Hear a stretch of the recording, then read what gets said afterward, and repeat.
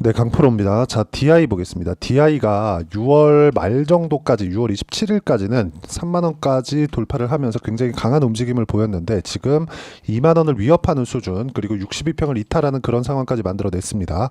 자, 이런 상황이 나오기까지는 미증시에 대한 하락 부분, 뭐 그런 내용이 있었고, 그리고 엔비디아 관련된 그런 종목군들도 지금 그렇게 상황이 썩 좋은 건 아닙니다.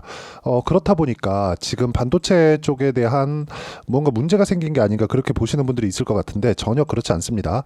자, 지금 이제 AI 서버죠, 서버. 요거를 지금 말로 데이터 센터라고 부릅니다.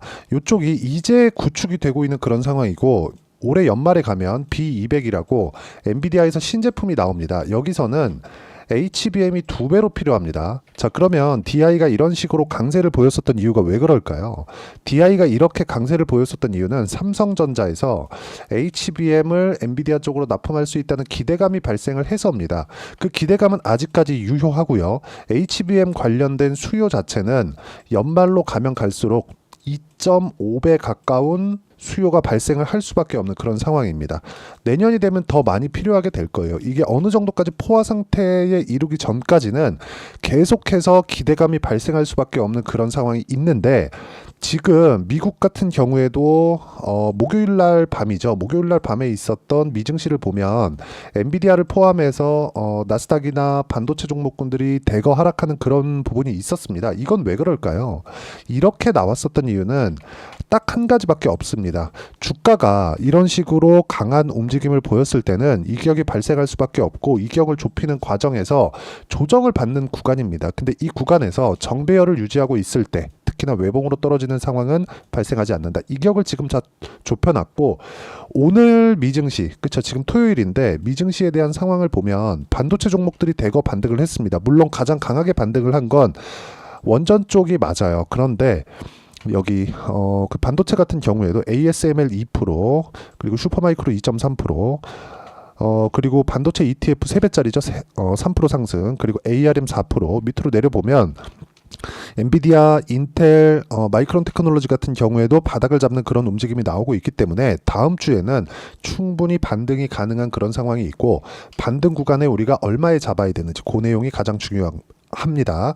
자, 그럼 여기서 우리가 보셔야 되는 내용은 딱 한 가지죠. 주식 시장은 우리가 가장 중요한 게 뭘로 봐야 될까? 가격입니다. 가격. 그렇죠. DI도 마찬가지라는 거죠. 이렇게 가격을 봤을 때 내가 어느 정도 가격대에 잡아갈 수 있는지 그 내용부터 보여드리도록 하겠습니다. 자, 그 전에 제가 실제 이 가격 위주로 매매를 했을 때 어느 정도까지 수익을 낼 수 있는지 그 내용을 보여드리면, 1월 1일부터 7월 12일 금요일까지죠. 여기 600%가 넘는 수익 구간을 만들어냈고요. 이런 상황을 만들기 위해서 어떻게 공략을 했는지 본다면요. 여기 정확하게 가격 위주로 매매를 했을 때 수익을 꾸준하게 실현해 갈 수 있다는 것을 볼 수 있습니다. 자, 내용 보세요. 알테오장 같은 경우에 보더라도 어떻습니까? 매수 매도 한 결과 계속해서 수익 구간을 만들어내죠. 33%, 18%, 14% 이런 정도의 수익이 나오는 게 주식시장의 가격적인 특성 때문에 그렇고, 지금 말씀드리는 DI와 같은 종목군들 같은 경우에도 올라가는 구간에 공략을 했을 때 꾸준하게 수익이 발생하죠. 지금 DI를 말씀드리고 있는데 DI를 제가 어떤 구간에서 공략을 했는지 보시면 됩니다. 싸게 살라고 노력한 흔적이 전혀 없죠. 올라가는 구간에서 내가 가격을 정확히 잡았을 때 단기간에 수익이 발생하는 구간이 있고, 그 수익의 폭은 25%, 14% 이런 정도의 꾸준한 수익이 발생할 수 있다. 이런 부분은요, 수요가 끊어질 때가 아니라 기대감이 없어질 때까지입니다. 그런데 지금 기대감을 어디서 만들어주고 있죠? 엔비디아에서 만들어주고 있다. 그래서 제가 계속해서 말씀드리는 게, 삼성전자와 하이닉스의 움직임이 계속해서 고가를 갱신하는 과정에서 이격을 조절하는 그런 상황이 지속될 때까지는 DI의 주가는 상대적으로 변동성이 커질 수 있겠지만, 우리가 가격 외적인 다른 부분을 보지 않았을 때는 꾸준하게 수익을 볼 수 있다는 그런 부분을 말씀드리는 거고, 그렇게 했을 때 어느 정도까지 수익을 낼 수 있는지까지 제가 인증을 드린 겁니다. 자, 이 내용에 대한 부분은 제가 여기 소통방에서 모두 다 공유를 해드리고 있고요. 실제 제가 어떤 식으로 매매를 하는지 본다면요. 여기 뭐 대한전선이나 이런 부분을 보더라도 대한전선, 자, 내용 보면 어떻습니까? 지금 제가 지난주 금요일, 어저께죠. 어저께는 4% 정도 떨어졌습니다. 근데 아직까지 보유하고 있고요. 그 전날까지는 거의 뭐 큰 폭의 상승을 했죠. 장중에 한 11% 정도 상승을 했고, 그 전에 매매했었던 내용, 그쵸? 4월부터 5월까지 넘어왔었던 그 매매 내용을 보면 쭉 내려보면 25% 정도의 수익을 또 만들었다. 이런 부분을 제가 여기 소통방에서 공유를 해드리고 있으니까 구독과 좋아요 눌러주시고요. 상단에 있는 전화번호로 구독 또는 소통이라고 문자 보내주시면 여기 소통방 입장 링크를 순차적으로 공유를 해드리도록 하겠습니다. 어떤 식으로 매매를 해야 되는지 그 내용에 대해서 제가 이야기를 드린 거고, 이 내용에 맞춰서 우리가 DI를 보잖아요. 그러면 명확하게 볼 수 있는 내용이 있습니다. 주식시장은 철저하게 가격이 먼저 반영한다. 앞으로 좋아질 만한 내용이 있어야 된다는 건데, DI가 지금 6월 27일 날 고가를 찍고 나서 거의 한 2주에서 3주 정도 기간이 지났을 때 상당히 큰 폭으로 한 30% 이상 떨어졌습니다. 근데 이쪽 구간은 이격이 발생했었던 그런 구간인데, 지금 같은 경우에는 이격도가 거의 없다는 거죠. 아예 없죠. 62평을 수렴을 했는데 정배열 구간을 유지하고 있으니까 다음 주, 그쵸? 미증시에서 반도체 위주로 반등이 나왔기 때문에 월요일부터는 반등 구간이 나오겠지만, 그 반등 구간에 맞춰서 내가 가격대를 어떻게 잡아야 되고 어떤 식으로 매매를 이어가야 되는지 그 내용에 대한 부분을 여기 소통방에서 공유를 해드리도록 하겠습니다. 요건 제가 실시간 시세가 필요하기 때문에 어쩔 수 없이 진행한다는 점 반드시 기억해 주시고요. 무엇보다 구독과 좋아요 눌러주시면 되고요. 상단에 있는 전화번호로 구독 또는 소통이라고 문자 보내주시면 제가 여기 소통방 입장 링크를 순차적으로 공유를 해드리도록 하겠습니다. 자, 그러면 이런 식으로 수익을 내는, 그쵸? 이 방법에 대해서 어떻게 이렇게 수익을 내는 건지 이론적인 부분은 여기 DI의 단기 보유 전략, 그리고 단기 보유 전략을 활용한 실시간 타점을 제가 문자로 공유를 해드리도록 할 테니까 상단에 있는 전화번호로 DI라고 문자 보내주시면 단기 보유 전략과 실시간 타점을 문자로 공유를 해드리도록 하겠습니다. 자, 내용 정리하면 그렇습니다. 주식시장은 철저하게 이런 식으로 가격이 먼저 반영하는 과정에서, 그쵸? 수익이 발생하는 부분이 있기 때문에 내가 가격 외적인 다른 부분은 절대 보지 말자. 이런 가격적인 부분을 어떻게 판단하고 어떻게 매매를 이어가야 될지 그 내용에 대한 부분을요, 제가 상세히 가장 쉽게 이해를 시켜드리도록 할 테니까 영상 끝까지 시청하시고요. 모든 분들이 성공 투자하셨으면 참 좋겠습니다.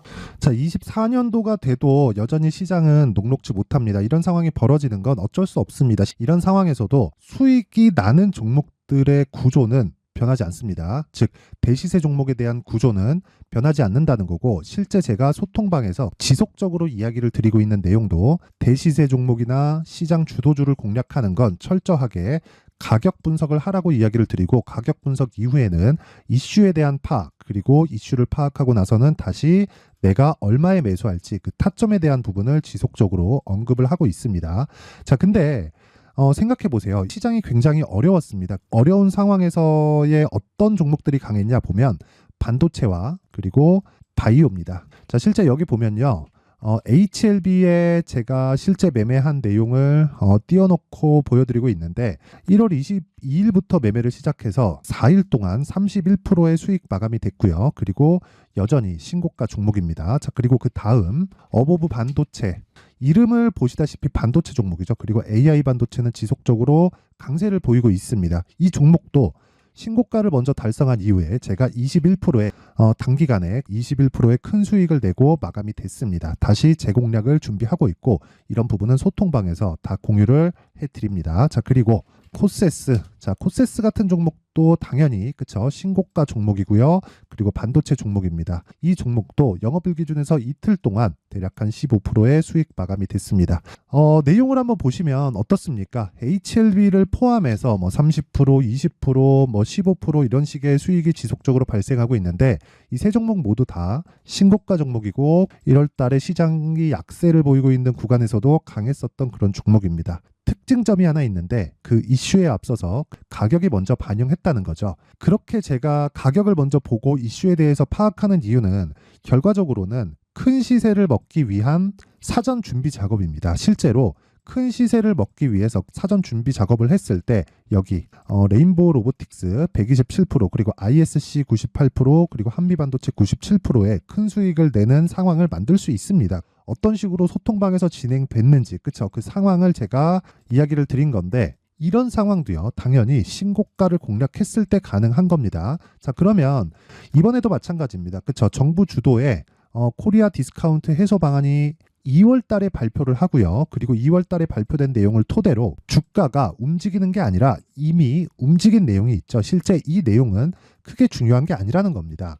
실제 움직인 내용을 보면 자, 기아차입니다. 실제로 12월 달에 신고가를 만들어 놓고 정부에서 입김을 불어 넣으니까 순식간에 기아차를 포함해서 현대차 같은 거대 기업들의 주가가 2주도 채 되지 않아서 40% 정도의 큰 시세를 냅니다. 자, 그러면 우리는 어떤 종목을 봐야 될까요? 이슈를 파악해야 되는 것도 맞지만 철저하게 가격에 맞춰서 매매를 해야 되는 게 당연히 중요합니다. 정부가 주도하는 정책 방향이 있겠죠. 그 방향에 맞춰서 우리가 종목을 찾을 필요가 있다.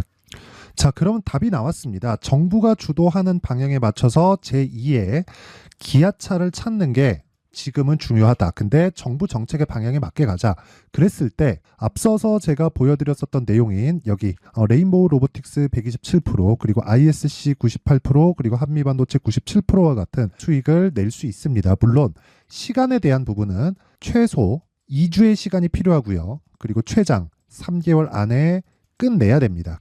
자, 기아차의 시세를 보셨던 것과 같이 2월 달에 정부 정책의 방향이 결정되고요. 바로 3월 달이면 시행입니다. 자, 그러면 우리는 거기에 맞춰서 당연히 종목을 찾아야 되고 제가 제2의 기아차를 찾아놨습니다. 제가 아까 전에 소통방에서 이야기를 드렸었던 내용 다 공개를 해드렸는데 그 내용처럼 종목만 받고 싶다 하시는 분들은요. 상단에 있는 제 전화번호로 대시세, 자, 대시세라고 문자를 보내주시면 정부 정책의 방향에 맞는 종목을 모든 분들에게 무료로 공개를 해드리도록 하겠습니다. 자, 제가 원하는 건 채널 성장이 목적입니다. 자, 그래서 구독과 좋아요 꼭 좀 부탁드리고요. 모든 분들이 정부 정책에 맞는 방향으로 매매를 이어가서 큰 수익 보셨으면 좋겠습니다.